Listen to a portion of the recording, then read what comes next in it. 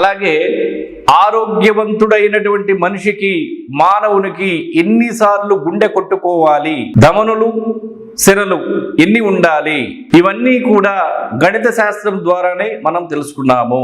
గణితం లేని ఏ శాస్త్రమైనా సరే నిరుపయోజనమే. అలాగే ఒక స్థలానికి సంబంధించి, ఒక నిర్మాణానికి సంబంధించి ఏ దిక్కులో ఎంత ఖాళీ వదలాలి, ఏ దిక్కులో ఎంత ఖాళీ వదలకూడదు, ఏ మూలకి ఉచ్చమైన స్థానం ఉంది, ఏ మూలకి నీచమైన స్థానం ఉంది అని మనకి నిర్మాణానికి సంబంధించి తెలియచేసేదే వాస్తు శాస్త్రం ప్రకారం ఆయం రూపంలో తెలియజేస్తుంది. అసలు వాస్తు శాస్త్రం ప్రకారం, వాస్తు గణితం ప్రకారం ఆయములు ఎన్ని రకాలు, వాటి యొక్క ప్రయోజనాలు ఏంటి, వాటి యొక్క నష్టాలు ఏంటి, వాటిని పాటించడం వలన మనకు వచ్చేటువంటి లాభాలు ఏమిటి, వాటిని పాటించకపోవడం వలన మనకు వచ్చేటువంటి నష్టాలు ఏమిటి అనేది మనం ఇంకా రేపటి నుంచి వచ్చేటువంటి వీడియోల్లో క్లియర్గా తెలుసుకునేటువంటి ప్రయత్నం చేద్దాము.